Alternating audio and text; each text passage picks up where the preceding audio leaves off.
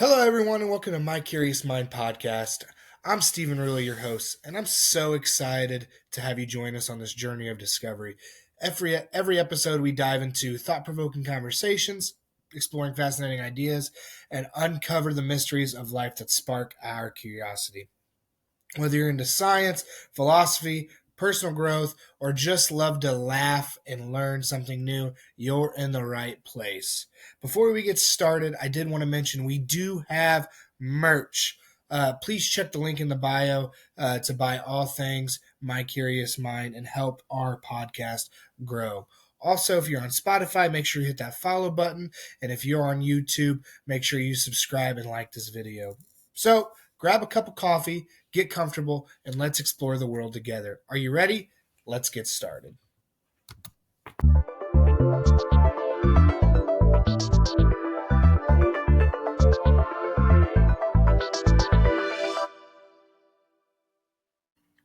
And we are live, man. How the heck are you? Dude, I'm doing great. Track just got over. I'm sad about that, but everything else is going awesome.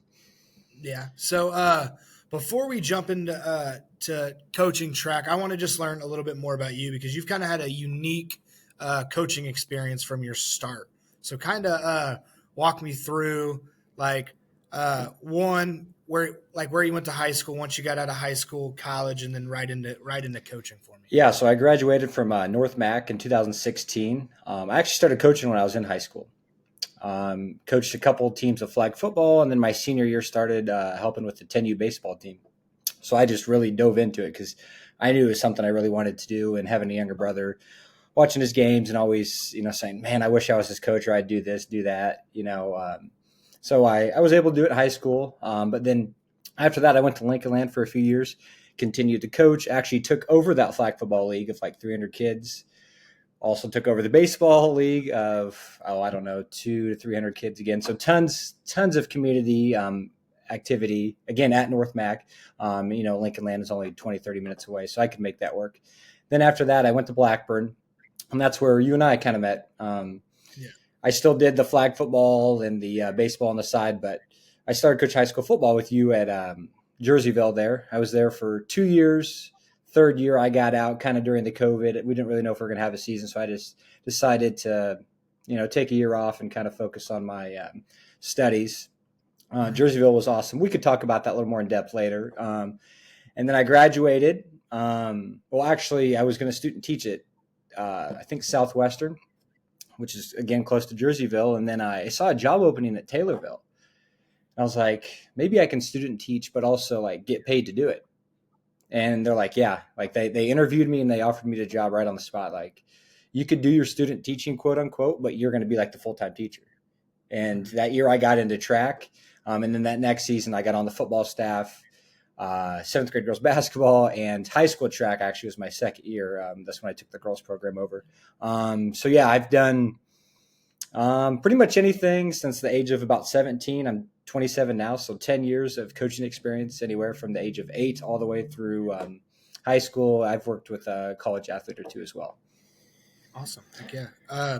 So what was like that the adjustment like, because you were still living in Carlinville, commuting every day to Jerseyville? Like what drew you to Jerseyville? Why was that like the place you're like, hey, I want to come coach there? Were you searching around, or was that just like that's something that you that's a place you just really wanted to coach? A friend of a friend knew Coach Johns, who we both know. He's a Hall of Fame coach. He's won 2 state titles, and he's like, hey, just give him a call because I really wanted to coach high school football.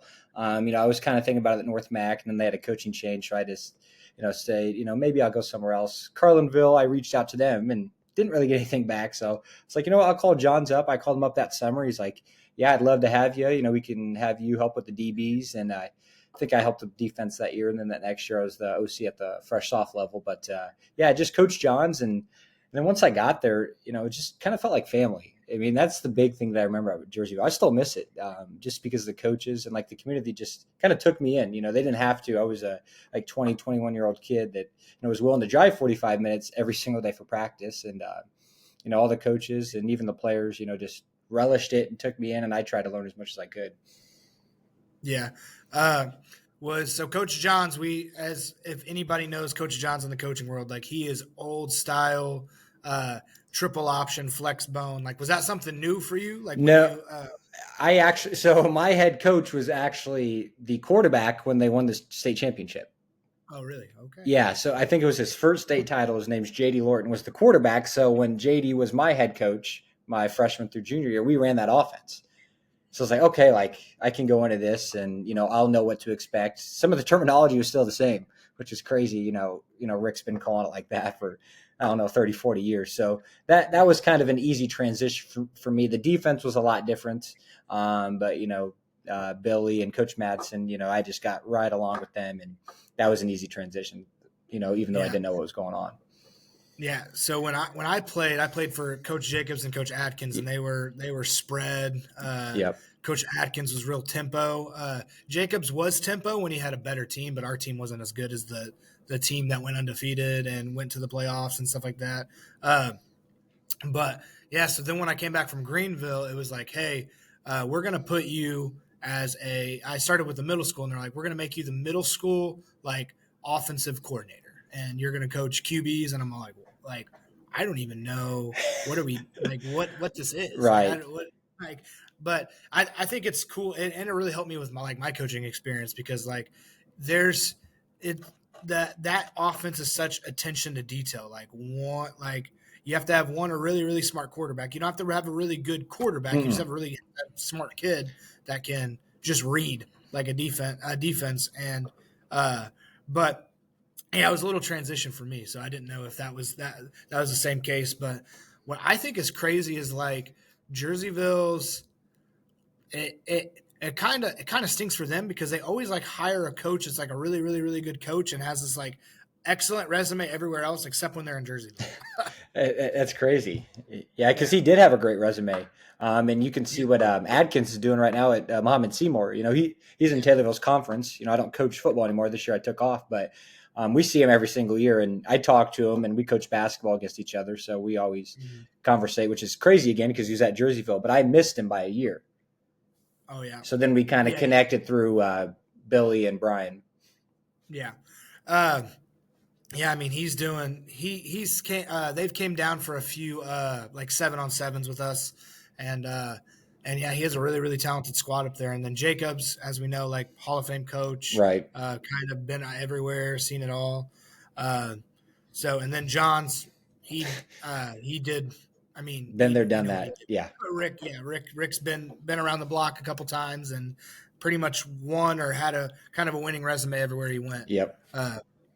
So what got you interested in coaching track? Was that something you did in high school, or was that just something they're like, hey, we need a coach, and you're like, hey, I need money? That's literally what happened. Like within the interview, they're like, hey, you can help coach track. It's so easy. I'm like, okay, cool. Like I'll do it. Like I did it in middle school. Even in high school, I only did it for a year. I went out 2 years and ended up just quitting because I didn't like the way I was getting trained. And I'm just like, this just isn't for me. And I was like, you know what? I'm just going to go work. And, I worked a ton in high school, still played football and stuff like that. But I'm like, I don't know if this is for me. So I just kind of got away from track, and they're like, you want to do it? I'm like, sure. No, I feel you. That's exactly how they got me roped into to track as well. I ran 1 year in middle school, but then after that, I was all like, nah, well, I know it's ironic me playing like a linebacker kind of having that bigger body, but like I was a mile runner. Oh, wow. Yeah. I ran the mile, the 800, I did long jump. That's crazy. And one of my best friends in high school went to Wichita State in track for the mile, and he ran cross country at Wichita State. So That's I was awesome. like, I'm never winning. Right. I'm always going to look up to this guy. There's not that I feel like I ran good. Like I was not getting last place. Like I was getting he'd get first and I would get either second or third every single like, I can't beat this guy. I'm like, this isn't even. And then my other buddy, he played football at St. Ambrose. He was like going to state for long jump every single year. So it was all like same thing. Like he would get first and I would get like within the top 5. And I'm all like, you know what? Like maybe I could just not do do a spring sport and like take a season off. Right. And so that's what, That's what I did in high school. But coaching track, like, it was kind of an eye-opening experience for me. I don't know. I want to hear more about like your experience, like when you first got into it. What was it like? And then we can kind of work from there. Um, when I got into it, I was like, okay, we're not doing very well. And, that's nothing against the coaches or my athletes. I'm like, but I want to win. Like, I've been successful, mostly anything that I've done coaching wise. I'm not saying I'm going undefeated or winning championships, but I've, seemed to be successful, seemed to be able to get my athletes to play better, do better. So I just was like getting on the internet trying to find stuff. And I, finally stumbled over something that I really believe in. And now has led me to where I'm at. And, it took me a little while, and I think the thing that's really got me to be better at it is I didn't really know too much about track. So when I stumbled on what I stumbled on, it's like, okay, I'm going to follow this, which is, I would say 95% against what a normal track person would tell you. So, Okay. but I didn't know the difference. So I was like, you know what, I'm going to do this because it makes sense to me. Other teams that I know, not many, but others were doing it around me, and they were having tons of success. I said, I'm doing this. And I just dove right in. I was the 7th grade boys coach that year, but I was in charge of sprinters. About halfway through the season, we just dove into it. Almost sent, like, I don't know, 6, 7 kids to state. Like, they were so close, like, and they weren't really at the beginning of the season. A couple relays, a couple open events. I was like, all right, this is legit. And I just kept diving into it, talking to people that were doing it, spending money on conferences. And then that next year I took over the girls program, and we just started with it. And, it was tough because my girls didn't like, what are we doing? And then after like the second, third meet, we saw times getting better, and then we broke a few records that year, and they're like, okay, this is legit. And then, the last 2 years, it's been the best 2 years we've ever had in program history. This year for sure, last year, if you want to go off records broken, the kids we sent to state, it's right there. So I think that's the biggest thing for me, was the transition of the people or the kids that I was coaching, not me necessarily, because I knew what I did, as a junior high and high school, and I didn't like it. And I was supposed to be a sprinter, but wasn't getting trained like one. Yeah. Yeah. For me, so I coach at a private school, and so sports are a little different here. They kind of fall, and you probably have seen this within the last 5 years of coaching, but it seems like every kid is doing every club sport known to man. And so, like, mostly when I was in middle school, high school, like, hey, you could do these club sports, but your school sport comes first. Now it's the opposite. It's like, Correct. hey, your club sport comes first. And so I went into the direction of, I'm not I sent an email to every middle school parent, and I said, hey, I'm not a track coach. I've never been before, but I am a coach. And so what you're going to get out of me is your kid's going to be a better athlete. We're going to train to strengthen the knees, strengthen the butt, strengthen all those good flexibility muscles to keep your kid not getting hurt. And in the end, they're going to be a better athlete. Will they win some track meets? Maybe, if they're talented enough. And I had 2 kids end up going to state, but they were track kids, But I said the only thing that I'm going to push your kids to do is just be better at being an athlete. Right. And so, and dude, we had like, everybody was all like, let's do it, let's do it, let's do it. And so, That's awesome. like, we showed up to some track meets with like, and I know this isn't going to be like an impressive, like, 'cause our school is really small, but we had some meets we had 15 kids, which is a lot for us. Right. And Yeah. then there was other meets we had 5. You know what I mean? And so, but it was really like just getting the parents to understand, like, hey, if you want your kid to be better at these club sports that they're doing, they need to be a better athlete. They're training them for that specific sport. I'm going to train them for all sports.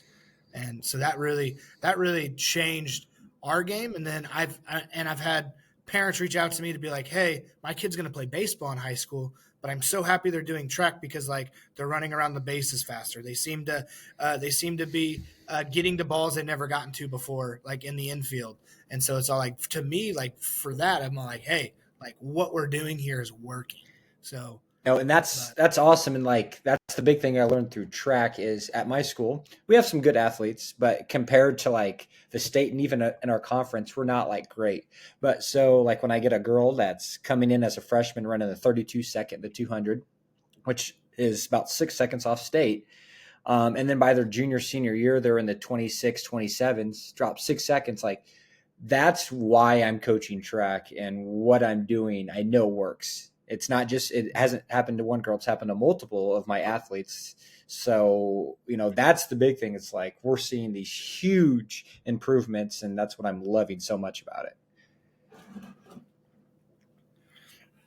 Yeah, the art of the PR, and that's what I try to preach to my kids. Now, obviously, my kids that could win, I'm all like, hey, we want to win, like we want to win. But ultimately, like I told them, it's track is a unique sport because you compete against others, but you also compete against yourself. Like, are you getting better today than I was yesterday? And for a lot of meets, it was crazy. It was like every meet we went to, every kid was PRing. And if they didn't PR, they knew why they weren't PRing. They were like, "Hey, I slacked this weekend. Like, I need to take better care of my body. I was drinking soda and eating junk food at lunch. I need to be better. I need to be more disciplined." And these are flipping 12 to 13-year-old Yeah. kids saying, Yeah. this. That's awesome. That's what you want. That's crazy. So, yeah. And so when like you're having those conversations like that, I can't even sometimes get high schoolers to understand. And these 12 to 13-year-old kids they're like, "Hey, I know why I didn't get better. And it's because I didn't take care of what I needed to take care of."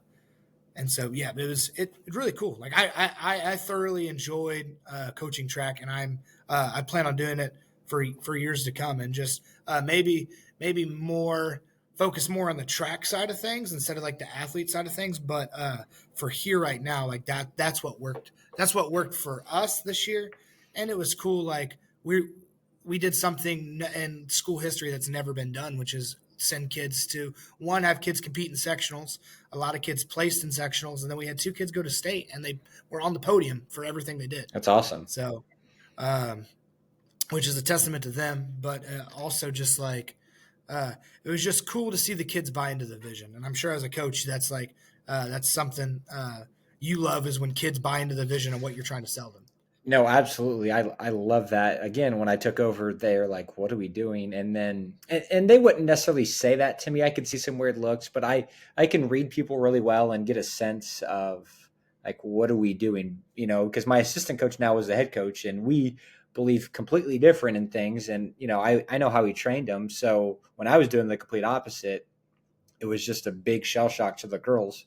Then we set some records that first year, and now I think we set 13 school records in 3 years, and sent 14 different events to state in 3 years, which is the most in a 3-year span. 6 this year, which is a school record. I mean, I could talk for an hour on the first or the second, or if you get on athletic.net and just look at our page, there's just so many from the last 3 years, and it's multiple girls. It's not just the one athlete. And I keep telling them that, hey, we don't have just some random stud walking around our school that would be fast no matter what.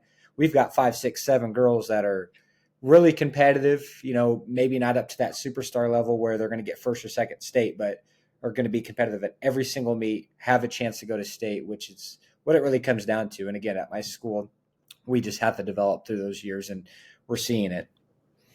That's awesome. That's awesome. Heck yeah. So what was it? Was it a hard transition to go from coaching pretty much all boys to all girls?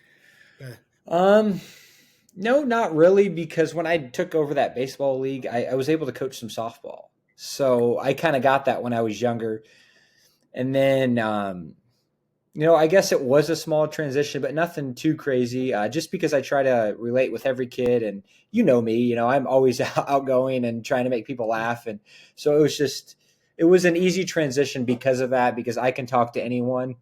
There's some differences between boys and girls, and, you've got to talk to girls a little bit different, or, sometimes they won't say anything to you at all, where the boys will, kind of say it to you, or aren't afraid to necessarily let their voice be heard. For girls, it's a little bit different. So I have to do a little more body reading, or, body language reading, or maybe taking a step back and thinking, should we have done that? Or maybe that made that athlete upset. Normally with the boys, they're pretty straightforward. They usually don't hide as much.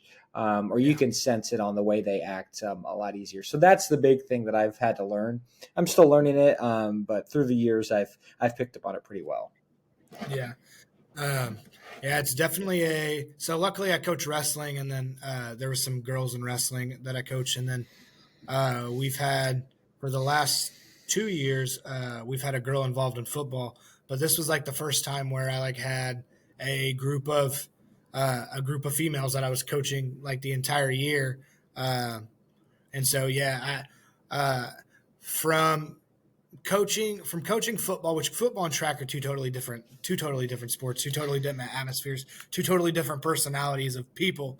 Uh, it was I definitely had to check myself and be like, am I effectively communicating as a coach? And the the stereotype I had to like break is you treat and coach everybody the same, and that it could be far from the truth. Right? Like Yeah. with your maybe with your discipline and with your your requirements of like, hey, this is what it takes to be on this team. But when you're coaching and when you're correcting and when you're sometimes having to criticize and in a positive manner, you can't treat you can't treat the same. And that's nothing against like not being equal. That's just saying like, hey, uh, this person is different than this, and that I've learned that from leaving Jerseyville and going to Collinsville too. Like I can't treat these kids that grew up in different atmosphere than I did growing up in Jerseyville. I can't coach them like I've been coached because they don't need my coach. They need me to be their coach. And so it's been. I'm sure you felt that kind of bouncing around. But Uh, no, to learn that. you're right, and especially at Taylorville, it's a lot different here at Taylorville than it is at Jerseyville. Just the community in general of the clientele that I'm teaching, at the school, or even coaching. Track. It's a little bit different because most of the girls that I get, want to be there and are coming from some really good families. But in other sports that I've coached here, it's been a little bit different, and I have to try to relate with them and think, where are they coming from, or is it their fault that they're acting like this or doing this? And a lot of times it's not. So then you've got to figure out why they're doing what they're doing or what you can do to fix it. Or sometimes you just can't fix it, but you could yell or do some things and then it could just make it worse. And it's really not worth it. Or you could get a kid to quit, and which I hate. Of course, coaches, we all want the best retention we can get. So that's definitely something I've had to learn, because between North Mac to Taylorville to Jerseyville, even Carlinville, I was there at, college, and, got to see some kids, through some after school programs. It's a little bit different everywhere. Kids are kind of the same for the most part but as a whole group, it's different. Yeah, yeah, and I jumping from working in alternative school to the public school to a private school, like you said, there is not much difference. Like uh, there's different expectations, Mm-hmm. but kids are kids, and like the kid that got sent to me in an alternative school for having behavior problems. There's kids in private school that are doing the exact same thing or kind of acting the exact same way, uh, just having a different experience in their life, or maybe even in some cases having a better family unit in their life. It's all like, hey, they got the private school because of like their background, and this kid got the alternative school because of their background. But at the end of the day, like kids everywhere, pretty much you get the kids acting the same because they're kids, you know. Right. Uh, Um, but I don't know if you felt that from jumping from place to place to place, but like uh, kids will surprise you about how like no matter where you go, like kids are still going to be kids and they're going to do dumb things, but they're also going to do things that surprise you, and you see maturity and everywhere in that the aspect of it. maturity thing is the big thing that I'm seeing now, because I was at the junior high for 3 years. So now most of my kids that were in the junior high are, sophomores or juniors, or I guess seniors now, because we just got done with school. And it's like, oh, okay. Like I didn't see that, coming, or, all right, you're, you're better than you were in middle school, I hate to say it like that, but just, that's just how it is. And, it is nice to see those kids mature and, sometimes just like, are they going to make it? And, it's not their fault necessarily, but that you just kind of have those wonders and thoughts like, man, I hope they, see the big picture or, it could be really bad for them. Yeah.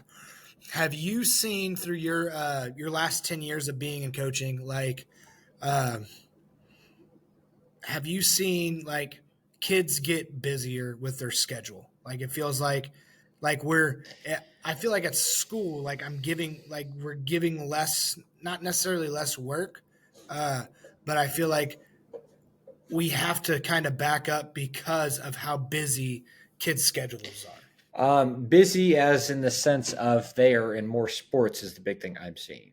But that's also a community to community thing. Okay. So I grew up North Mac. Um, and, we had some good athletics, but let's just say there's 100 athletes, going or playing that year. Out of the 100 athletes, I'd say maybe two of them were going to play a club sport. Now here at Taylorville, let's just say we have 200 athletes. I'll pick out the volleyball team. They probably, let's just say they have 25 athletes. If I had to guess, 20 of them are on a club team. Or basketball, out of the 20 basketball girls, there's probably 10 to 12 on a travel team. And that starts in middle school. Middle school, there's so many of them doing it. So now they, play basketball, then they got to play travel, and they're also playing travel volleyball, and, you got to try to work around their schedule. So I think, yes, they're getting busier. Do I think it's worth it for them to play? My opinion, no. Why? Burnout. Parents are putting out a lot of money. And how many kids have we seen? Let's just pick 8th grade. They're the 14th best player on their volleyball team. How many kids have we seen go from 14 to number 5 or 6 in a 2 or 3 year span because they decided to play travel sports and not play anything else? That's the thing that I'm asking parents when I have these conversations with parents that, their kids are in travel sports. A, is your kid learning anything? Like, really, are they learning anything? B, how much better are they getting? If they're not very good, is this impacting them on their school team? Because if you're playing 3 or 4 years of travel volleyball and you haven't gotten better, or your kid ends up quitting because of burnout their junior year, then you just wasted that much time for what? When in reality, maybe they should have been playing 2 or 3 sports at the school, learning different skills that they could apply maybe to volleyball, or working on different muscle groups rather than playing the same sport, getting burnout, wasting all that money, giving up your weekends. Sorry to go on a spiel, but that's just a big thing, like, that has really hit to me. Or like, I have track girls. One of my best athletes was on the volleyball team for, I'm not going to say the name of the club, but, we had an easy practice for a reason. And then she goes to volleyball and is like, yeah, we did 10 down and backs, or did some push-ups because someone was messing up a serve. Okay. So now you're at a sport where you're getting punished. The whole team's getting punished because someone messed up a serve. Number one, that's not right coaching. Number two, what do you think the athletes think about that coach? You're going to make us run because someone messed up a serve? And then if and the athletes that are going to volleyball most of the time for me are sprinters. So now I'm working on max speed, trying to keep them fresh, the best they can be. And then we're going to send them to volleyball practice, and they're going to take away from what we just got in practice, at track practice. It's annoying. Or I got another one. I have a 3rd or 4th grade girl, again, volleyball. And she's like, yeah, we're going to nationals. Okay, cool. You're going to nationals. Does it mean you're very good? Let's be honest. Probably not. I mean, maybe they are good, but I don't know who can make it to nationals. There's so many championships or national tournaments. I don't know what that means. Is it the best of the best in the United States? No. But she's like, yeah, last night at practice, we had to bear crawl back and forth 10 times as 4th graders. And I was like, so why'd you guys do that? And she's like, I don't know. I was like, is that making you better? And she said, no. So the 4th grade athlete knows it's not making them better. And she's like, yeah, the coach just wants us to be conditioned. I'm like, for what? For what are you being conditioned for? Because you're going to go play a few games in Florida in 3 months. You're going to do bear crawls in the middle of practice. Yeah, it's a 4th grader, so maybe that's not going to like hurt them because they have tons of energy. But I just, if you're going to be playing a club sport or trying to get better, why are we doing things that aren't going to make us better? And is that really going to make you better athletes ever? Like doing random bear crawls in the middle of volleyball practice? I personally don't think so. And that Yeah. just stuff that just irritates me because we're paying No. thousands of dollars to professional coaches when Yeah. we're disciplining kids for nothing that they did. I don't know. No, yeah, no, I think you're pretty right on.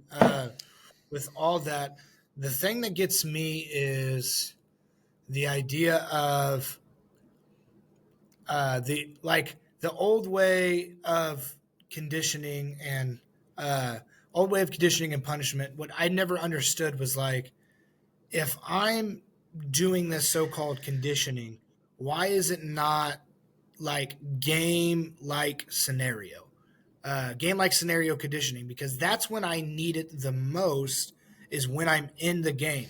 So if I'm playing volleyball, when am I ever going to be bear crawling? Like, you know what I mean? uh does it have maybe some mental toughness aspects of it? Possibly. But Potentially, but at fourth grade, what is a kid going to be yeah. thinking? Hey, I bear crawled, so now I'm going to be better on the volleyball court, or that No, made me yeah. more tough. So maybe in an older age group, potentially, or maybe some team bonding in a drill that kind of sucks. But no, the conditioning.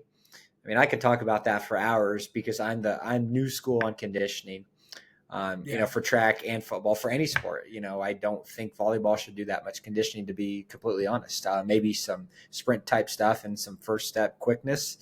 Um, Mhm. I know teams that make their kids run miles for track, or I mean for volleyball, and I don't agree with that. Yeah. Yeah, I I think I'm with you. So kind of talk to me about this new age conditioning, because I think I know what it is, but I Track want essence or overall or football, or where do you want to start? Because I've got uh tons of things. I've done research. I've done it myself. I've seen the old school. I've done the old school. I've kind of got it all. I've only been coaching 10 years, so I may not sound right, but yeah. Let's start with track, because that's where you're at, right? That's what you just finished. So what was the change that kind of bucked the system? Let's yeah, say. no laps on the track ever. My Oh. so my sprinters, so my sprinters or our sprinters, whatever you want to say. I'm the sprint coach, so I just kind of say it like that. But sprinters in our program are 400 and under. Okay, they're all working with me. And then the big change: A, no warm up lap, and B, no laps in practice ever. It's not needed. The big thing that we do in practice is to work on our max speed is like our priority. And how do we get that is, timing our 10-meter flies or a 20-meter fly, or doing some accelerations where we would time maybe a 40 or just a 20-yard, and then see if we're getting faster there. And if I can get you faster, or if you get faster in a 10-meter fly, you're going to be faster in the 400, 300 hurdles, 200, 100, all of those things. So that was huge, because the coach before me did kind of some repeats and some tempo work of 100, few minute rest, do another 200, or a ladder 400 down to 300, and we never do that. Now the hardest thing we would do, and we probably do this 3 to 4 times a year, would be, I'll give you one drill we do, is 27-second drill. So my girls would sprint around the track 27 seconds as far as they can, and in the last 50 meters, so they would start at the 200 start. For a girl, 27-second 200 is legit. And that's pretty legit.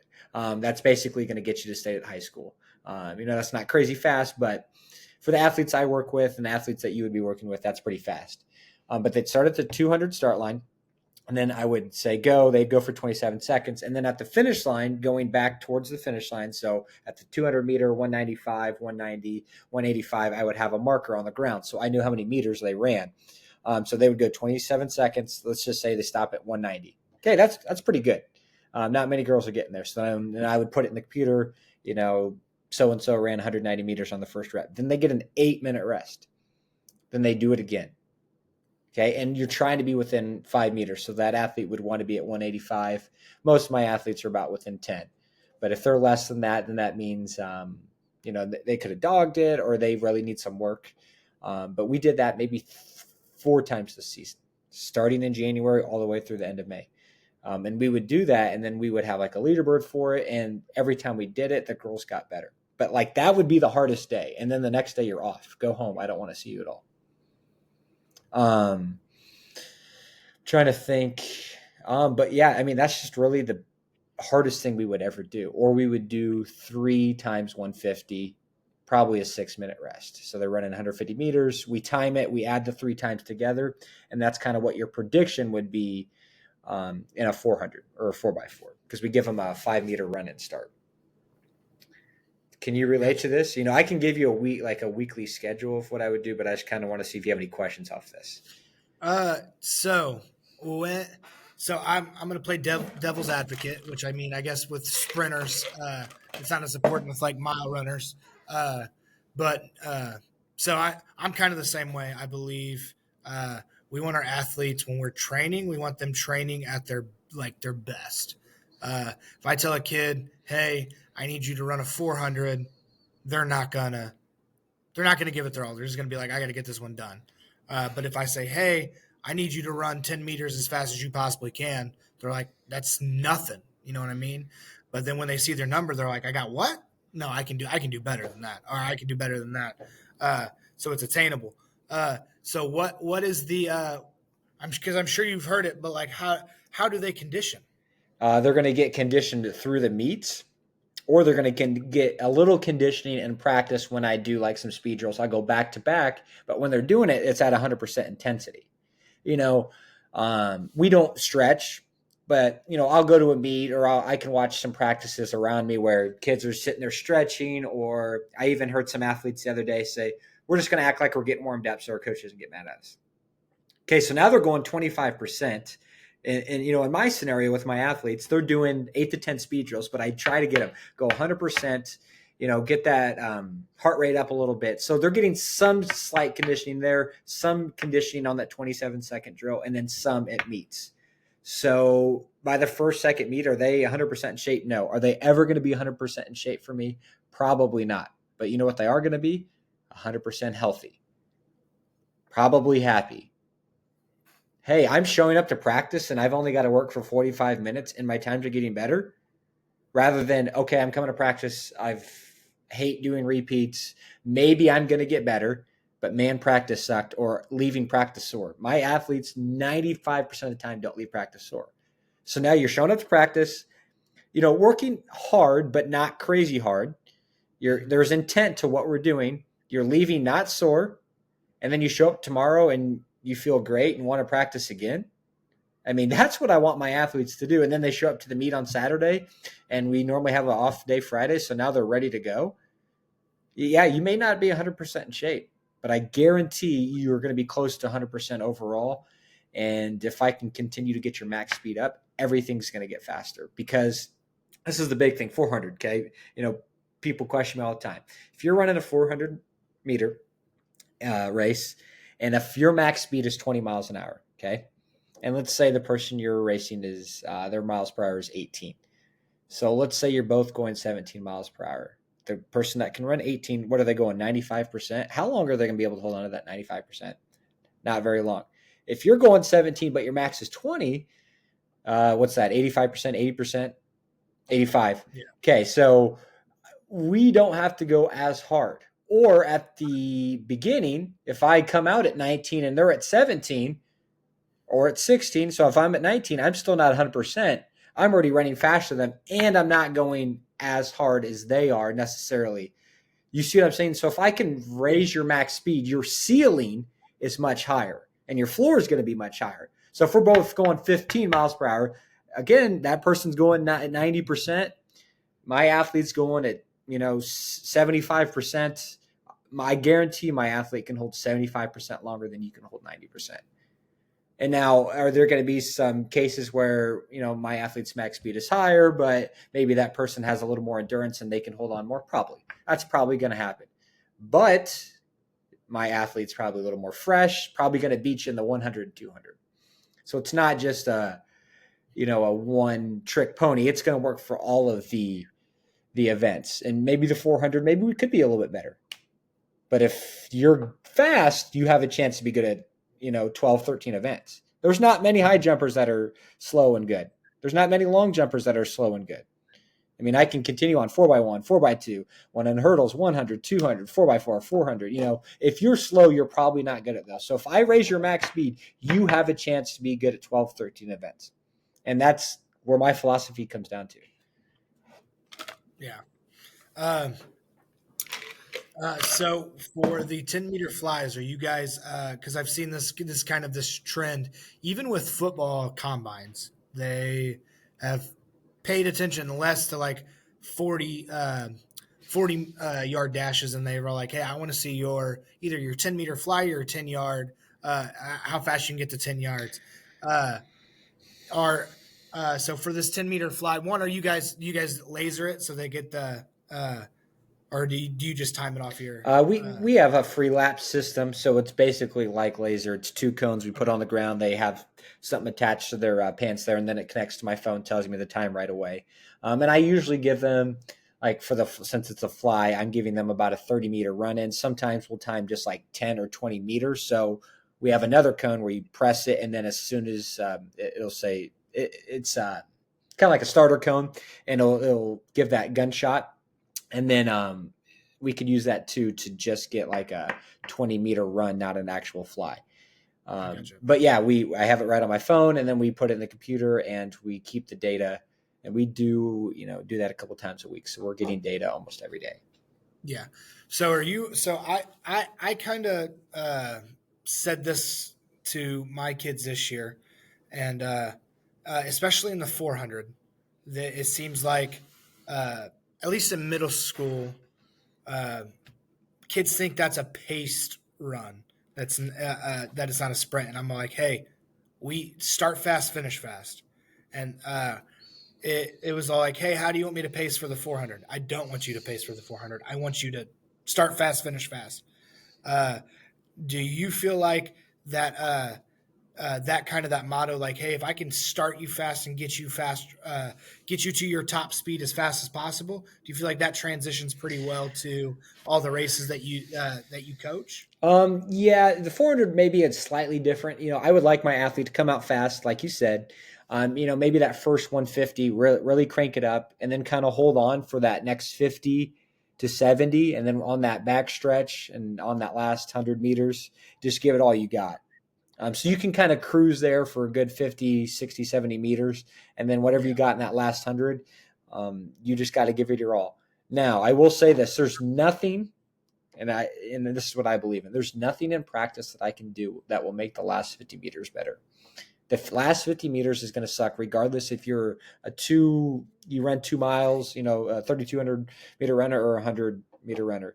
In the 400, I don't think there's anything we can do in practice to make that last 50 meters feel good. I can condition you all week long. You might not run as fast as you could because you've been conditioned all week and getting, some injuries, things like that. But I just don't think there's anything that can make that last 50 meters feel well. I've never seen anyone after the 400 that actually gave it their all be like, oh, okay, that was kind of easy at the end. Never. Yeah. Um, so walk me through football conditioning, because when I was growing up, it's just all like, hey, got to do gassers, got to do I remember my senior year, we had to earn our jersey, and it was like a conditioning thing, and you had to do bear crawls, you had to do crab walks, you had to do all this stuff, and then you finish with some gassers. And I think it was more of a mental toughness thing, but I was all like, when I'm doing these crab walks and I'm literally having to drag my butt across the ground because I just practiced for 3 hours, I'm like, what is this? No, I think that stuff's nonsense. I think track and football conditioning is almost similar. It's a little bit different, but again, this is how I would do. If I was, your football conditioning guy, it would almost be the same as track. In the sense, we would still do 10-meter flies. We would do more 40s. Like in track, I don't really do 40s. So I would do 40s. Why? Because the kids like it a little bit better. Everyone wants to know they're 40. But again, you could do maybe 3 or 4 reps of that rather than just doing 2 or 3 10-meter flies. That would give them a little conditioning. But I would never condition in practice or at the end of practice. We would condition within through some drills, kind of like you said, some game speed stuff. But it would be like track. We would be a little under under conditions. But again, I want to be healthy going into our games. So, that's hard for people to swallow, or, they don't want to get rid of their old school thinking of, well, this is how I was coached, or, we're just going to do gassers because, whatever the reasoning is. But I would not necessarily have conditioning at all. We would do 10-meter flies before practice, be as fast as we can, go have practice, have some conditioning within there, but also give rest in practice. I would even have a halftime in practice, 10 minutes off. And, again, that's just why, because I want my athletes to finish practice strong, not grind. And then, oh, wait, we're going to condition you at the end. So what percentage of you, are you getting in that conditioning? Yeah. Yeah. Especially when they know, like, man, it's Tuesday. I have to do. They know, like, the conditioning, because usually practices are pretty similar every week, and it's like Tuesday I got to do this type of conditioning, and they're all like, well, I'm not gonna go hard on my indie drills because I know I have to run all these perfect 40s or whatever, and stuff like that. I saw a. I went to a clinic. It was actually at U of I, and the coach from Whitney Young, Okay. in Chicago. I forgot what he called it. I think it's called Max Velocity. Is that what it's called? Yeah. It's kind of, and he talked about it with his tackling, uh, but it was like never legitimate tackling. It was more sprint based hip tracking, and that's something that's working from them, and they're in the public school league in Chicago. So I was pretty like, oh, what is that like? So I've never tried that personally with my athletes, but it was unique how he's all like, we're conditioning in practice, and the kids absolutely love it. And I'll take it another step forward, Stephen. I know coaches and I know staffs that are doing this. I've talked to coaches that, like, for their linemen, they don't even like hit in practice. Like, they're going to hit, like, another lineman would be just holding the bag, and they never hit ever in practice, ever. They just hit the bag. But it's still slightly conditioned. You can work on your fundamentals, but they just don't ever do it. They don't really ever practice tackling. They'll do what you just said, but there's like no really hitting. I know some teams that will never full pad in practice. I know teams that will wear helmets 2 to 3 times a week and maybe put on shoulder pads once, and are having some of the best success in the state. Why? Because everyone is available for every game. They get to work the technique in practice. You're not getting hurt. And guess what? You're not getting tired throughout the week. So when it comes to Friday, you may be, again, 80% in shape, but you're 100% fast, 100% healthy. And when it really comes down to football, speed is probably the number one thing. If I can outrun you, it's over. If I'm a linebacker, yeah, maybe I'm not as strong or as big or physical as I could be. But if I can beat you to that hole and at least get there, you're probably going to be tackled. Just using linebacker because you're a linebacker. But, if I have, a running back that can outrun you, it's going to be game over for you. And, that's tough for people to believe. And that's tough for the old school people. But I see it with my own eyes. I talk to coaches that do this stuff.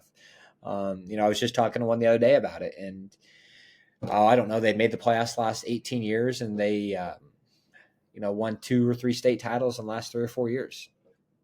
It's just, it is what it is. It doesn't sound right. You tell people that and they think you're stupid, but when you're healthy and happy and you have everyone to play, then, why wouldn't you win games? Yeah. And I think the mantra of, like, I don't think I think I talked to Coach Rhodes about this, and it was all like, he's like, I don't even know why I gave out practice pants this year. Like, he's like, I think we used them one day, and then the rest of the year we just we went shells.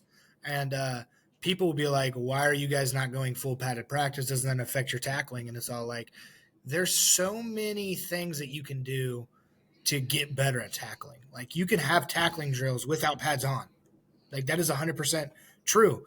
And it's more like, hey, tracking, like, I'm a big hip tracking guy, which is very, like, the old school coaches are all like head across. I'm like, no, I want to make sure I tackle with the right shoulder. And sometimes that shoulder I have to be behind. I can't get my head across. But because I'm more of like when I was playing, I'm all like, if I can get to a spot before a guy can get there, and I can have my leverage and send them to. If I miss this tackle, I have to make sure I'm sending him to my help. But there's drills literally you can do on bags. There's drills you can literally do without pads.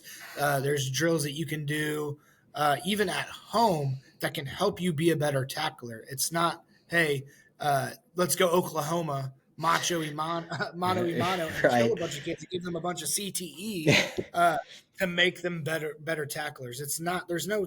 It's not scientific. It's just like if you want to tackle more in practice, set up drills to where your kids are healthy, and you're not gonna.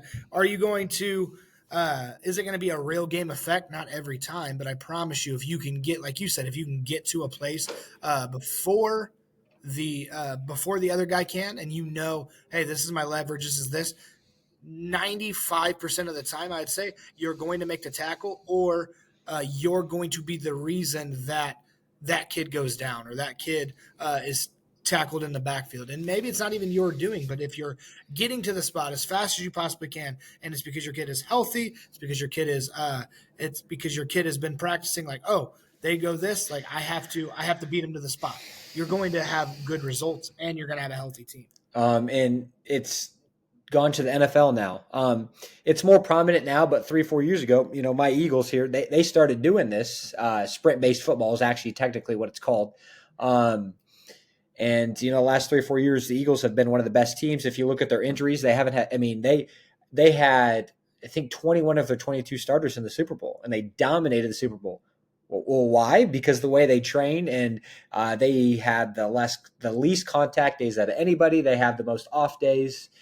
I'm trying to think what other stats I've seen. Like they stopped like with the mandatory mini camps. Like this year, it's only one day. Some teams are doing 2, 3. They used to be a week for most teams. About 4 or 5 years ago, I think the Eagles really bought into that, and that's kind of when the high school sprint-based football started. Probably, I'd say about 8 to 10 years ago when teams really started doing it, and then somehow, my Eagles got a hold of it, and I even asked the guy that kind of started sprint-based football, like, is this true? And he's like, yeah, they're doing it. And TCU 3 years ago, remember when they made it to the national championship? No one would have guessed that. And you know what? Their top strength conditioning guys stopped conditioning them. They did the 10-meter flies. They did the 40s. They gave them off days. In practice, they would put the GPS on them, say, hey, you hit max speed today, so tomorrow's an off day. Or today your coach made you run 15 miles through a whole practice. You're going to not work with me for 2 days. And look what TCU did. And now that guy's actually with the Rams. The Rams made it to the playoffs last year and actually been pretty good. And the other one went to Oregon, and we know how good Oregon was last year. So I've really bought into it on the football side. I always bought into it because I did it in track, but to see my own team that I love do it and see the guys starting to do it at the college level. It's still really hard to get college coaches to do it because there's still a lot of old school, but to see a few teams that I know and know those guys doing it. Another thing, the Cleveland Cavaliers. This year they did it to sprint-based basketball, I guess is what you would call it. Again, no conditioning necessarily, training a little bit different, hitting that max speed. And they had one of their, greatest regular seasons, in a long time. Yeah. Something that I loved about watching in the Super Bowl this year was the fact that, and so many people were just all like, because we live around here, everybody is either a Kansas City Chiefs fan or they're sad the Bears suck, so that they're all like, well, the Kansas City's good, Right? But everybody was so surprised, and I'm all like, the thing that I love the most out of anything was the fact that I don't know if I ever watched the Eagles blitz this year. They literally got there with 4 guys every single time. Yes. And I loved it. And they blitzed every once in a while, and it was awesome. And it was awesome that it happened, in the Super Bowl as well. Cause I think Mahomes got sacked 4 or 5 times, and it's 34-0 in the third quarter. The game is over. It finished 40-22. They got those 2 gimme touchdowns at the end to make it look more respectable. Yeah. But, going into that game, their goal was to win 3 in a row. It was all about the Chiefs. They're going to win the 3 in a row. Mahomes was talking about it publicly, and the Eagles just went out there and showed who they are, and dominated. And yeah, the Eagles have a great roster, but can't have a great roster out there if you're training the wrong way and getting people hurt. The Ravens have been notorious for it the last couple of years. They had 4 or 5 guys tearing ACL in the offseason. Why? Because they were hitting the most in practice. Full pad.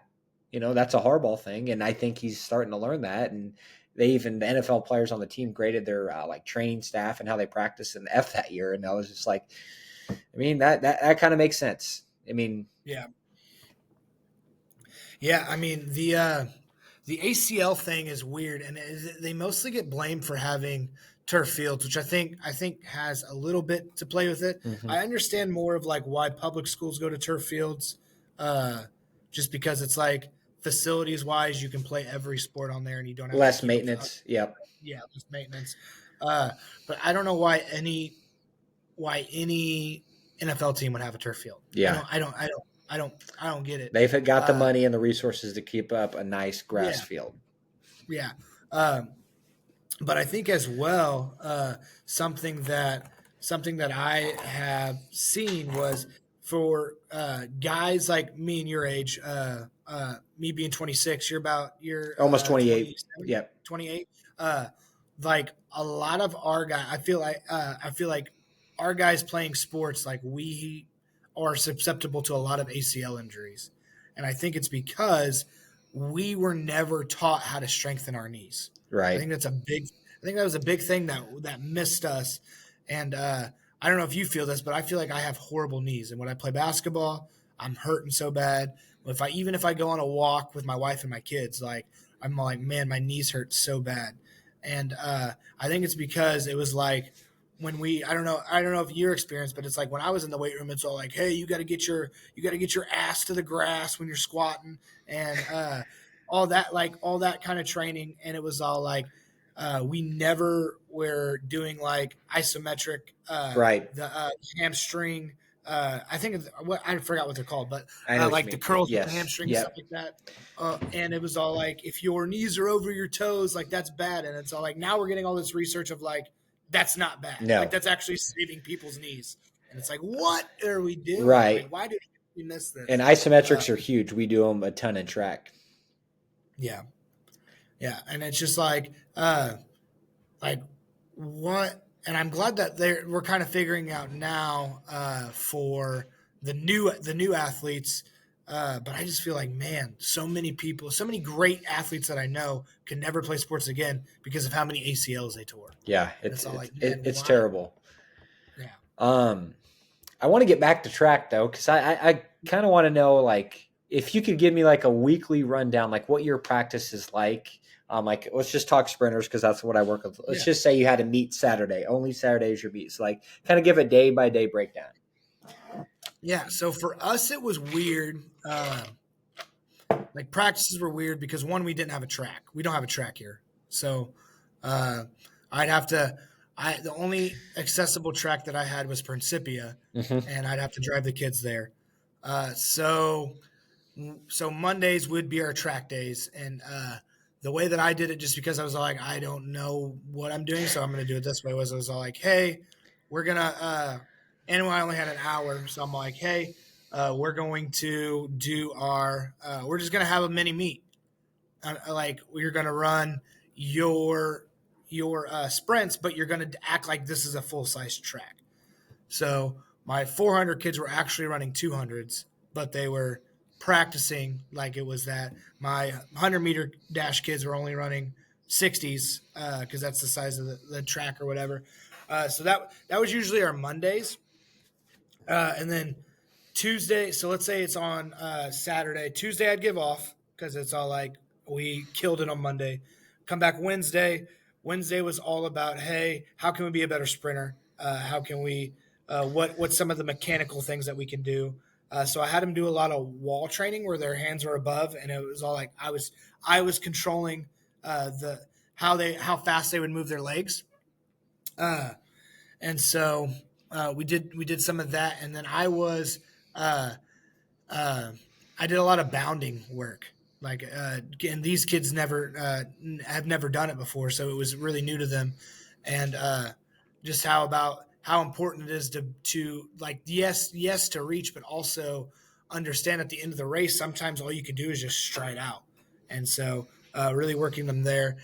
So we practice on Wednesday, and we go Wednesday, Thursday, kind of the same thing. Thursday being a little less, I would say, hard on the body, and then Friday off, and then Saturday would be a meet. But I feel like this year we didn't really have practice. But if I was setting up practice, that's what I would do. I feel like we had it a lot early, and then once track meets started, I'm like, hey, our best practices are track meets. Like if we have 2 track meets this week, I'm not going to bring you in an extra day. Right. Because I don't need to. You did your max what you did at the meet. So and then I also told them like, hey, that's where we're going to get our conditioning is. We have 22 track meets on the schedule. Now most of them a big portion of them at the beginning got canceled because of rain, but it was all. I think we ended up running 18 track meets. So it's like, why would I put extra practice in there when these kids are running 18 track meets this year? Okay. I like that answer of your week. I can see why you're having success. That's for not knowing much about track. That's a good starting point of what you're doing. Do you guys stretch at all, or? I would say yes, but we don't like, hey, touch your toes, hey, do that. It was more of all right, like a more of a dynamic stretch, like A skips, B skips. But when we're doing them, we're trying to focus on where our foot lands because we want our foot to land like under our body, And then with the B skips, it's not like, hey, we're not just kicking our legs, like we're working on that stride and then striking right under our body. To try to just get the best out of that. And then we did a lot of starts, because I was all like, I think that's where kids get lost is they're fast, but they don't know how to start effectively. So a lot of falling starts, working on getting that leg out, reaching and getting that leg out, and then pop up starts, and then also always 4-point starts to end it. Just practicing how we were going to start, but only doing it in like a 10 meter space. Okay, yeah, no, that makes that makes a lot of sense. Yeah, that's good. So for us, it's almost the same as you again. Monday, let's say we had a meet Saturday. Monday would be that hard day. The 27-second drill, the 3 150s. We'd start with 3 to 4, maybe 5 speed drills. Do that. Tuesday off. Wednesday would be max speed for us. So, we'd start with 5 or 6 speed drills. And we don't do like A skips, B skips. Like 3 years I've been the head coach, we've never done that. Some people live by it. Kind of the people I follow don't really think they're important. Yeah. But no, we do like some speed drills and some specific to my athletes to help them. We'd do some isometrics, do a lot of things with their feet, take their shoes off. Not necessarily stretching, but like some calf raise type stuff. Put your knee on the wall and do some calf raises that way. Just different variations like that. Maybe do some things banded. Because I think it starts with your feet. So when I see an athlete running and their hand comes here, and if you record your athletes, you're going to see their hands doing this or a bunch of weird stuff like this. We don't do any hand drills. We fix your feet. Your hands do this because your foot is in the wrong spot. So my goal, if I fix your feet, your hands are going to be here. So when a coach tells an athlete, pump your arms or keep them right here, what is it, cheek to cheek or pocket to socket. I personally, and from my experience, and again, the people I've learned from, don't ever do that. I think it's useless. Personally, myself, I don't ever teach my athletes that, ever. But we fix the feet because once your feet are right, then your hands are going to be right. Your arm's doing this because your left foot is incorrect. So now you've got to counterbalance so you don't fall. Because what does your brain care about is safety. Your brain does not care about performance at all. Your brain wants you to be safe. So if your foot is off to the side and you're about to, lean that way, but, your arm's moving with your leg. Well, it's here to kind of catch yourself, put some balance. And that's what your brain cares about. And I tell my athletes that all the time. Or if you blindfold a kid, are they going to run straight? No, your brain's going to freak out. There's just so many things that I can give you examples of the brain not caring about performance. Or if you dim the lights, Or, sometimes I got to give my athletes new stimulants to kind of change that. But anyways, the hand stuff, we don't ever do any of that. We do a lot of feet stuff because it's going to really change um, how you actually run. And part of it is neurological. I do some neurological stuff. That's a little advanced for middle school. I don't need to talk too deep about that. And another thing is shoes. Athlete shoes, like a lot of the shoes that we buy at the store are so bad for our feet. And I know this because I can take an athlete's shoe, look at their insole, and in a perfect world, if you had like a foot, there's a tripod, okay? You want a spot under your big toe, like in that fatty pad, that little fatty part, a spot under your pinky toe, and then a spot on your heel. And then I could see athletes' shoes where, like, if this was the outside of their shoe, the pinky toe, it's all like right here where their shoe's been pushing them to the outside. So now my athlete is walking on the outside of their foot every single day in their shoes, or vice versa on the inside. So then when I want them to sprint in a perfect world, or, this is actually what your foot does, anyone's foot, it gets to the big toe and then your foot comes up. Now your foot should land on the outside, swing over, and then go up. Now, sometimes if a person has a terrible foot, they'll put their foot down, they'll spin, and then get to the big toe. So now you've wasted energy. In a perfect world, it should land slightly on the outside of your foot, roll over, get to that big toe, and then pop up. Some of my athletes, and I'm sure some of yours, they hit here, and then they would spin, and then they're cheating to get to that big toe. See how, like, my ankle came in? How much more energy did you use rather than just going here to there? Yeah. And that's something that you can't necessarily train unless you either take their shoes off, do some things in practice, or just tell them to get new shoes. There's only a few pairs that I recommend my athletes to wear. Nikes are terrible. Any shoes that have gel pockets, On Clouds are terrible because you want that whole bottom surface to be the exact same. Now you have little holes in there, so now the foot's kind of going down, which could lead to hip problems, knee problems. Sometimes when my athlete has a problem in their hip, I say, just change your shoes. No physical therapy. Don't go to the doctor. Change your shoes. Put on the correct shoe because then you're going to walk the correct way and maybe your pain's going to go away. Have I seen that myself necessarily where like athletes just completely changed? Maybe not, but I've seen some improvements. I haven't had an athlete where it's been like really, really bad, then instantly change their shoes. But I've got some athletes to kind of change their ways, and I did. I tried the new shoes that I wear, the New Balances, and my big toe and my fatty pad hurt for the first 2 weeks. Why? Because I was wearing Nikes and I was always on the outside of my foot when I walked. So now I was neglecting those muscles, which could lead to me, I'm not being an athlete now, but could lead to some pain if I was trying to be an athlete or not getting to my big toe as easy as I should. Sorry to go on a tangent here, but that's a big thing that has really changed how I think about track, and my athletes have seen improvements. Yeah, and I've seen some research and some studies about how, like, when you're training, even when you're lifting, the best thing that you can do when you're lifting is just go barefoot. Like now me going to like a gym, like I'll go in my socks because I don't want my bare feet touching where other people. But even like just your socks is like better than actually using shoes. And so, especially when you squat.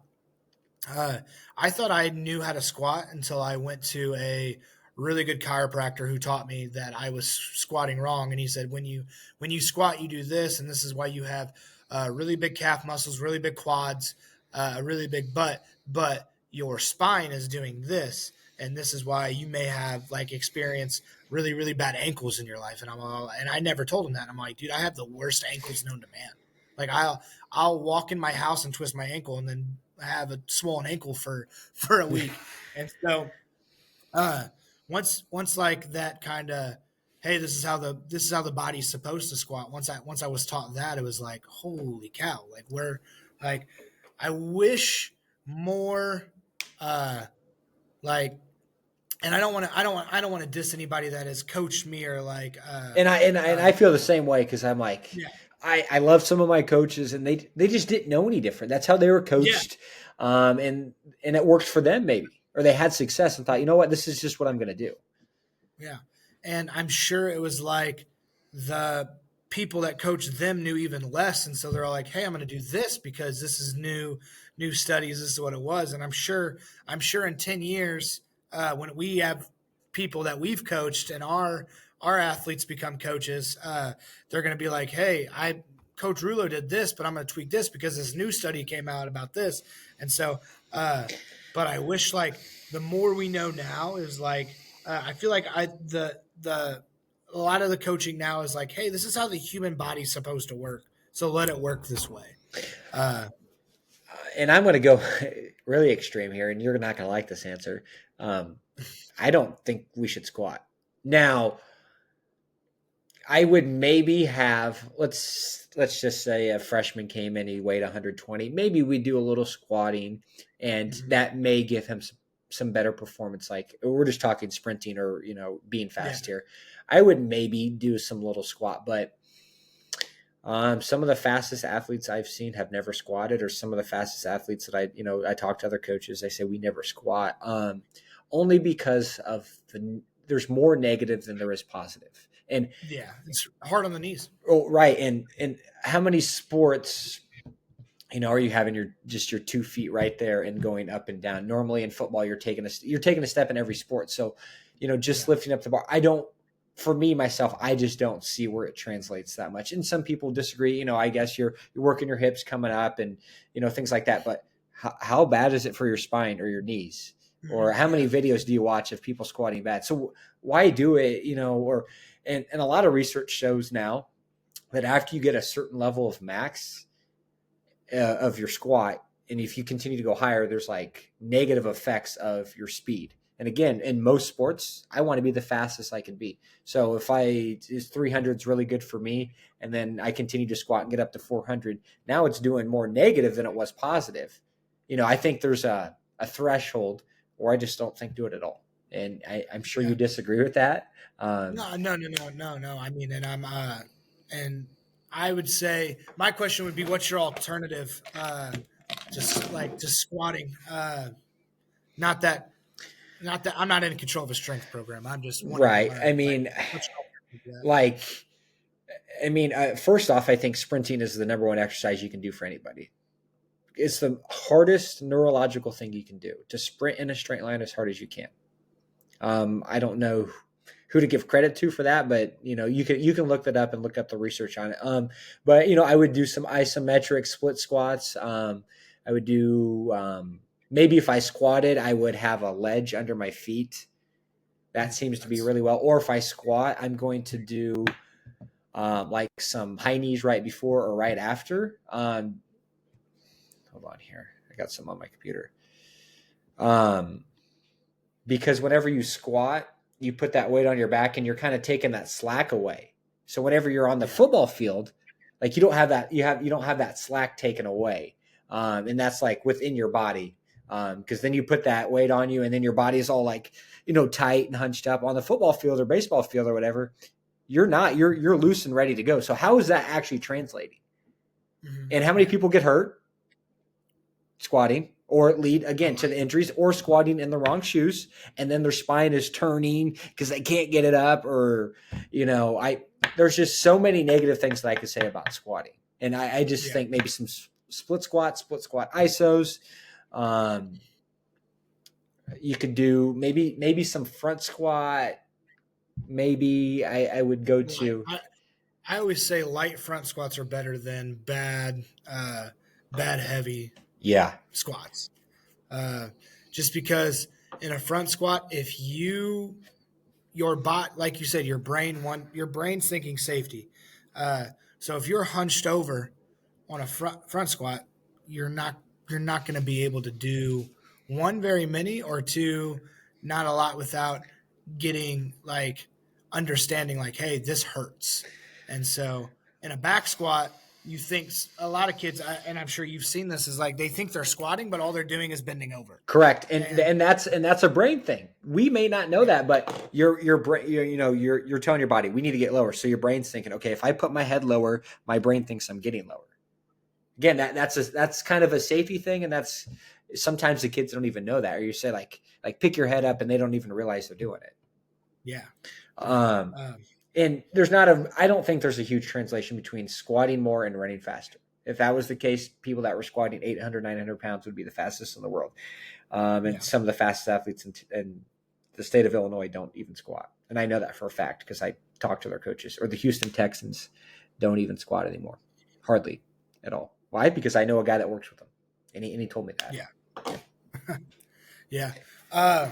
I think the split squat is more effective just because it's more of a natural position that you're in a game, Correct. or at when you're competing.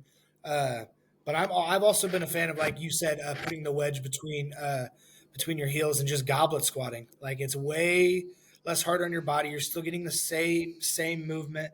Uh, the kettlebell, like I do a lot of kettlebell stuff, and I feel like in squatting,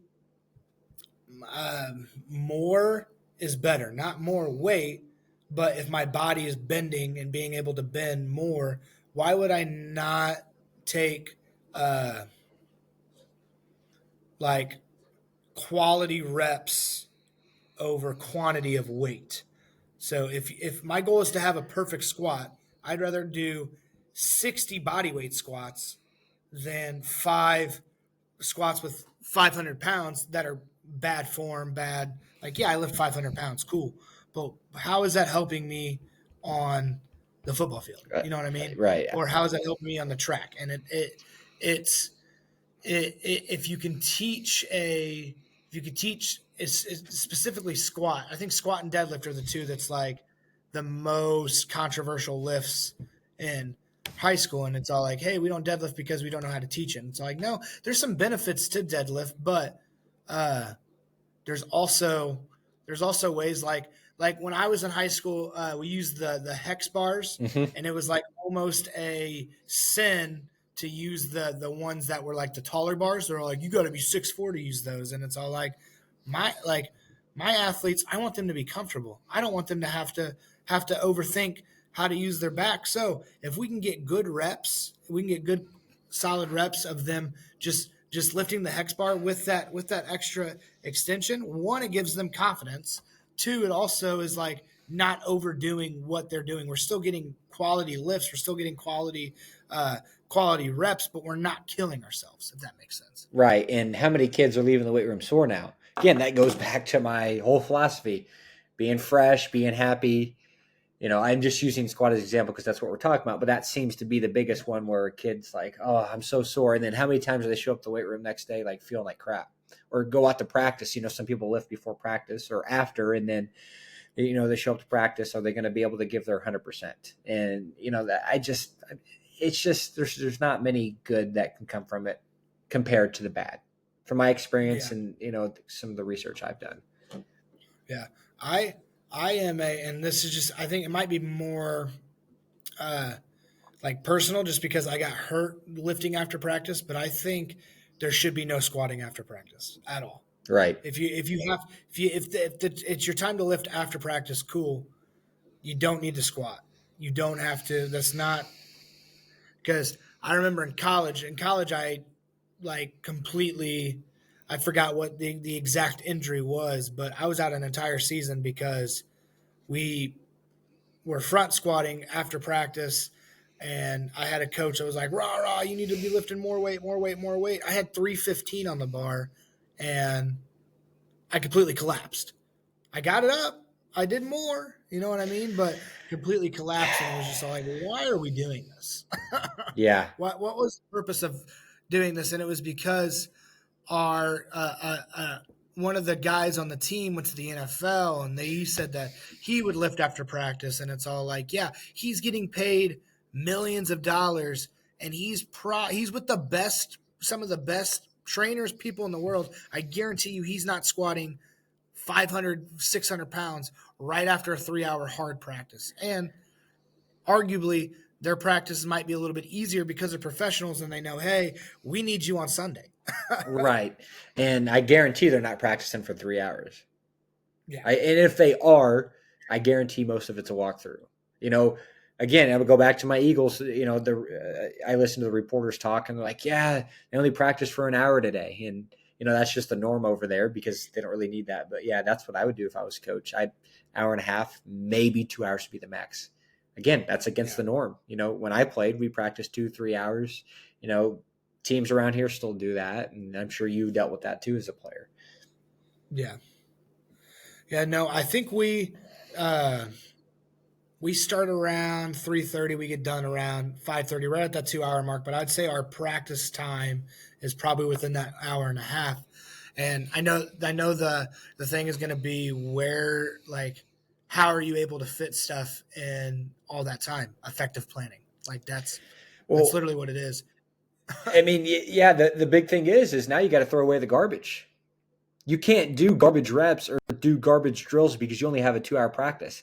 And, I'm sure you guys, and I'm just assuming here, I'm sure you guys do some stretching and dynamic stuff at the beginning. So there's 30 minutes. So maybe you have an hour and a half of actual practice. If I was doing it, it'd be about an hour and a half. And we would do maybe a few speed drills and probably sprint right before practice, get our stuff on and go out. And it would have to be effective and it would have to be with intent. There's no more making up drills, or there's no more doing the same drill for 11 weeks. That's what kills me, because I think if you're doing a drill every single week, the exact same, what are you getting out of it? I think as the season goes on, you should add progressions. I don't know how you feel about that, but I really think you should do that. And I've been on staffs where we've done the same drill, or we do drills that don't translate, or the kids are going 50%. It's like, what are we doing to say we did it? And that just drives me up a wall. Yeah, no, I think especially researching a lot from the linebacker, like just from the linebacker position, because that's just what I coach. Is like if I'm doing the same bag drills on week 9 that I'm doing in the summer, like I'm not helping my kid. You know what I mean? Like, uh, like by the time that summer's done, like, I don't, and this is kind of a like within the linebacker world, because like you always know linebackers do bag drills, like they go one in a hole, two in a hole, stuff like that. Once like the second week of summer's done, I don't think you need them anymore. Right. I don't. Like, you know what I mean? Like if we're not effectively moving side to side There's a and problem. understanding that sometimes you're going to have traffic in that, by the time the season rolls around, I've not done my job as a coach to prepare them uh, to play a season, Uh, so yeah, I don't think that's just for the linebacker position is all like, because you see, and I know whether they're like, well, I've seen NFL guys do it. Yeah, they're doing it in mini camp.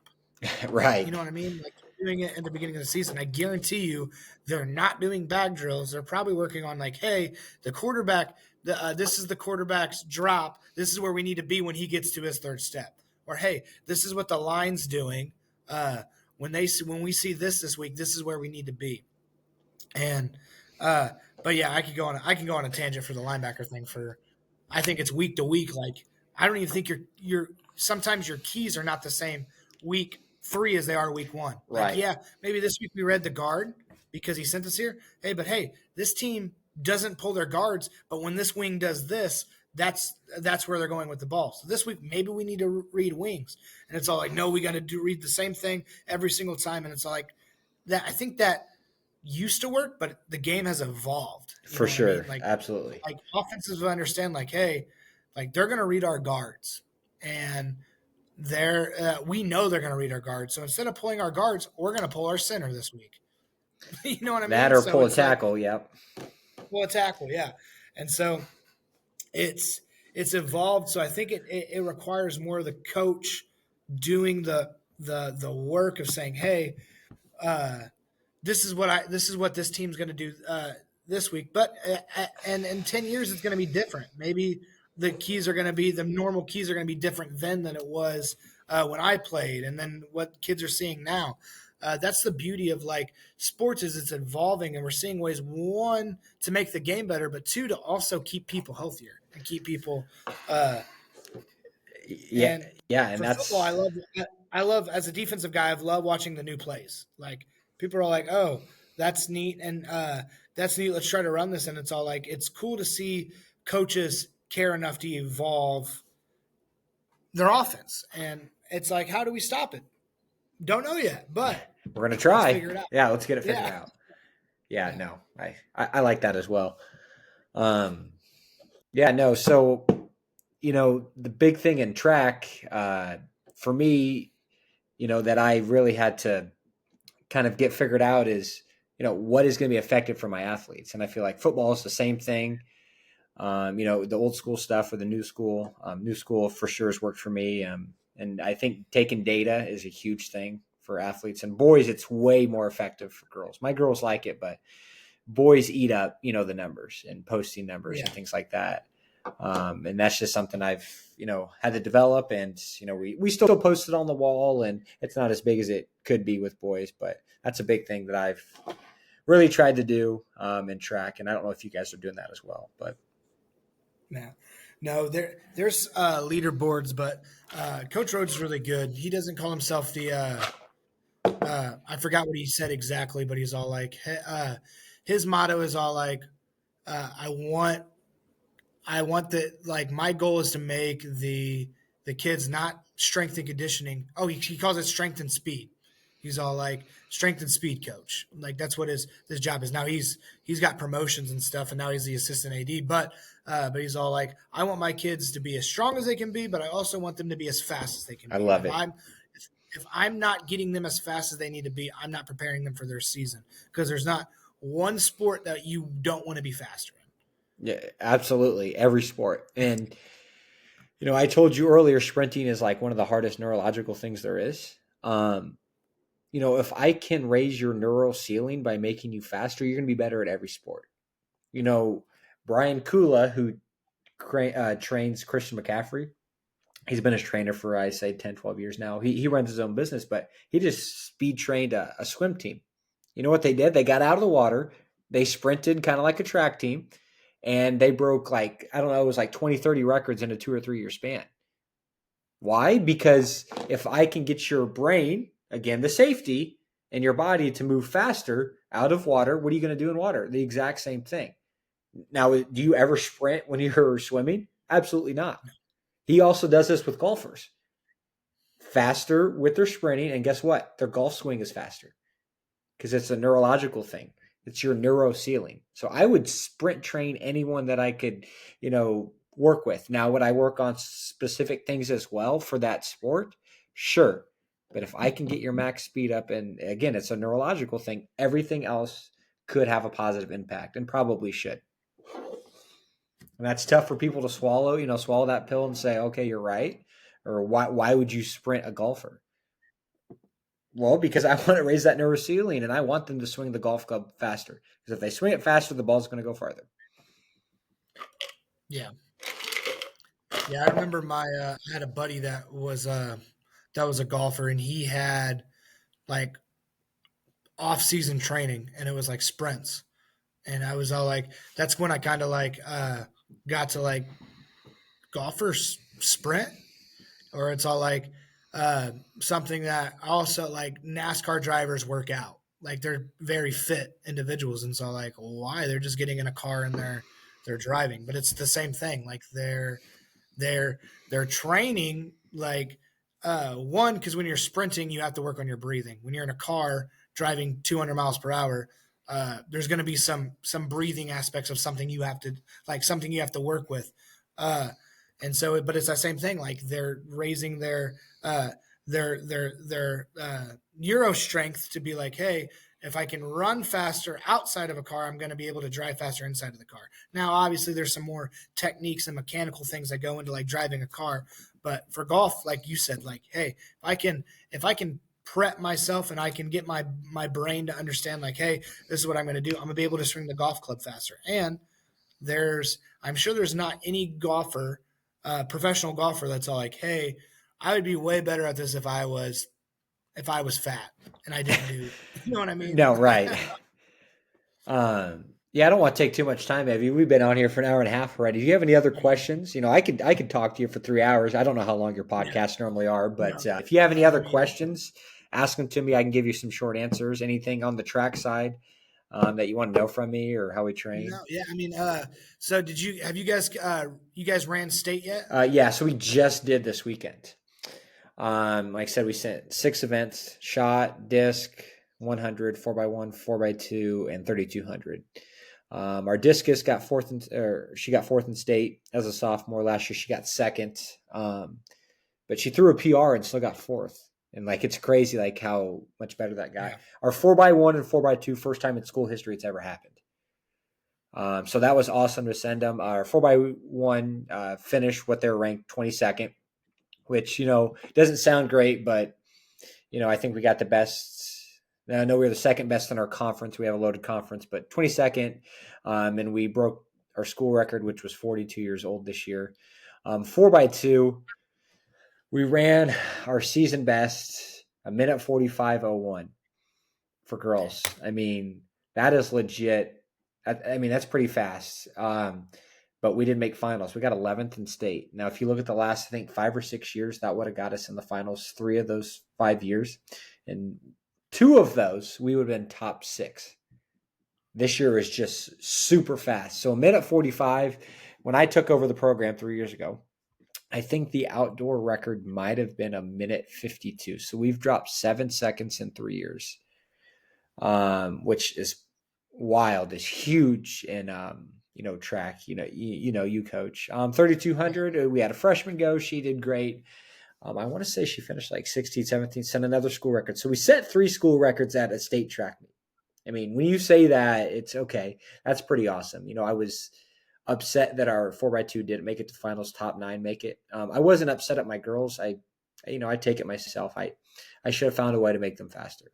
And that's, if you sit back and think, oh wait, we've dropped 7 seconds from a school record and done all this stuff. It's like, okay, that's really cool. However, I'm not satisfied with that as a coach. I take it to heart. Oh yeah. We ran 2 weeks ago. I think it's 2 weeks now. Our 8th grade girl we sent, she's one of the hardest working people I've ever coached in my life, guy or girl. She's had an ankle injury for the last month, and she won sectionals and hurdles and long jump, and then placed 7th for long jump and 5th for hurdles. That's awesome. With not being 100% physically. Like she just, it was just a finish of a race. She hurt her ankle, and she's been rehabbing it ever since, and still to be able to. What's wrong with the ankle? It was a weird injury. It was a sprain on the inside of the ankle. I think it's usually the outside of the ankle that what I was hearing that gets hurt. I forgot what the exact diagnosis. So what'd she do for treatment? Because I've got a way I would have done it, and I'm curious to see what she did. Do you know what she did? Yeah, I know she was doing PT. I knew she was going, but I had the person that I would send every athlete to if they have an injury. I call him the miracle worker, because he just helps get kids healthy faster. It's my boy SI.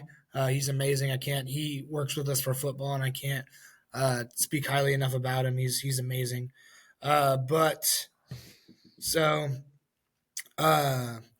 So he was sending me stuff to work with her, but a lot of bands, a lot of 3-way calf raises, toe hops, and the sprain was called a medial ankle sprain. Okay. And so he sent me a lot of stuff and a lot of resources to help her get healthy, and she did it all, and she was. Did she ice it all? Yes, I told her to ice bucket, but that's just. Okay. You'll probably come up with this new study, but yes, I told her to ice bucket it. How long was she ice bucketing for? I'm not going to act like I'm some expert, but No, you're good. No, I told her like 10 minutes on, like just 10 minutes. Okay. That's all you need. And then I told her to ice bath, because I think an ice bath is mentally tough. And so I said, but you only need to do it for 3 minutes. Okay, yeah, good. 3 minutes is great. With the whole ankle thing, it sounds like what the guy was telling you was doing a good job, because you want to get a lot of blood flow to that ankle. Like most of the times when someone sprains an ankle, what are they told? Go get ice and rest. Yeah. I'm completely opposite of that. I would have done the mobility stuff a little more than probably what he would have told you. And then I probably would have never iced it, maybe just a little bit to help on swelling. But if you ice Yeah. it too long, and it doesn't sound like she was, I don't know how many times she did the 10 minutes off, 10 minutes on, you know, but if you ice it too much, you could close that up and then not enough blood flows getting there. So then it could have made the Yeah. injury last longer. Now, I'm not saying that you did that. There's some research on that. And I actually learned that from Mahomes, Patrick Mahomes, his trainer. I got to see him speak, and Yeah. I've actually talked to him about it. And he's like, yeah, when Mahomes, if it seems like he rolls his ankle 2 or 3 times a year and then he still plays, he never misses games. And I, kind of asked why. And he said, we do these drills every day to help with it. But then when he gets it, we do the drills 4 or 5 times harder of doing the ankle mobility. He said, we don't ever ice. He said maybe to do a little bit of swelling. And I did my own research as well, but it was kind of cool to hear that because I had heard that and everyone was like, no, ice, ice, ice, ice. And I've actually got a trainer around here that believes the same thing. So it's starting Yeah. to come around that you shouldn't do that for like injuries like that in Yeah. some instances. And I'm not saying what you did was wrong, but I was just Yeah. kind of curious to see, are you hearing the Yeah. same things I am, and it sounds like you were to a degree. Yeah, no, and the meet that she heard it in, I her mom was my assistant coach because her mom is really really really really good when it comes to track, and she's a nurse, so it's like if she knows some stuff when it comes For to sure. yeah, just being a nurse and doing all the things that nurses have to do. But I when she heard it, uh, their trainer said something about ice, trying to ice it, and I'm all like, if we ice it, she's done. Like she's not competing. She's like, well, if she ice it, then it numbs it and it goes down. And I'm like, no, like I'm telling you, if she ice it, she's done. She's like, she's not. And I wasn't trying to be like a coach with a power struggle, but I was just all like, to like a lot of people don't understand like when you ice it that what you're doing is you're trying like one you're trying to get the swelling down, but it cuts that blood flow Correct. off, And when and you so have an and so injury, it's they want to send that good blood like your body does. yeah, Hey, let's send blood there because we've got an injury. So when you do the ice, like you said, it's yeah, it's doing more damage than harm, than good. yeah.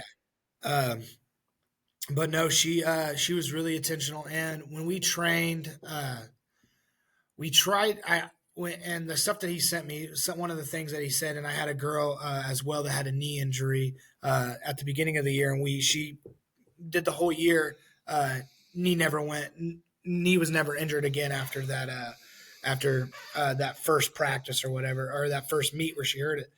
And the thing that he told me, and I'm like, that makes so much sense. Is like you kind of want to, and I think it was kind of like what my home trainer was saying is like, hey, when we're working on rehabbing this injury, we want to work it during the rehab in a controlled space more, so when they're sprinting, it's not unfamiliar territory. And I'm all like, that makes so much sense. Like you want to be able, because a lot of times it's like, hey, take it easy, take it easy. But more when you're doing PT nowadays, it's like you're getting a lot of bang for your buck, is because like you're working that so much harder, that injury in a controlled area than when you're out and it's like an uncontrolled area, and you're doing it like on your own at your highest ability. Your body's able to hold up because it's used to more pressure than that. If that makes No, sense. yeah, no, that makes complete sense. Yeah, I think we're on the same page there. I was just kind of curious because you said it lingered for a long time, and I try to tell my athletes don't ever ice, or if their parents tell me, I'm like, stop icing it. Just please don't ice it. And I haven't really had many injuries, as a coach, so I haven't had to deal with it like firsthand. I had a few this year, and one of them ended up going to the doctor and got in a boot, and I'm just, and I think our physical trainer here at the school said don't do that, and eventually she ended up doing it, and she got put in a boot for 2 weeks, and it's like, if you go to the doctor, you're probably not going to get good news. Yeah, yeah. Not that the doctor's like a horrible place to go, but their job. That's why I think a good athletic trainer is perfect, because it's all like, Correct. hey, my job is to get you performing. And we Uh, have a good one, so like, yeah, I can yeah, relate to that. yeah. And so it's like, My job is to get you, even if the injury is not severe, but like something that, like, hey, can you play? I'm gonna plug my computer in real quick, but Okay. can you play with this injury at a high level and it not be worse, if that makes sense? Yeah, no, I agree. But yeah, and then we sent a boy shot putter, and he threw out of his mind. He almost got a full meter PR from what he did That's in awesome. sectionals. So Yeah, that's really he got good. second. He's going to go to the national track meet. We're gonna. I don't get to go with him, but he's gonna go and compete, and so I'm super excited about that. Yeah, but, yeah, for sure. That is awesome for him to do that. Some of my athletes do things like that in off season too. My discus thrower will for sure. she'll if things continue to go the way they are, she could go pretty much anywhere she wants for her discus. She's that good. And that's what I told him. He's in 7th grade, and I'm like, we just went out one day for recess, and I'm like, hey, dude, like, try this. Let's see if it's good. And he threw the shot put really far. Like I like my jaw was dropped, and I'm like, hey, if you're a baseball player, you're no longer a baseball right. player. This will get your college paid for. This will get your college paid for. And in 7th grade, sometimes you're not thinking about like that. But when you hear that, like, oh, college scholarship, like that can motivate. Something that kids like, hey, it may not be, and I think he could probably, if he sticks with it and he keeps training, he could probably go to a like a D1. But I'm like, dude, there's going to be colleges that will pay you to come throw shot put for them. Right. Yeah, that's awesome.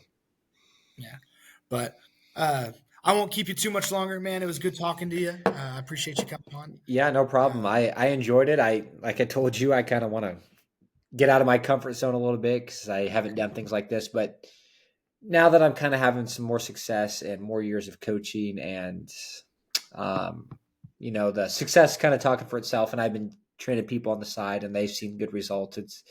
It's time for me to kind of go out and talk to other people and see if we're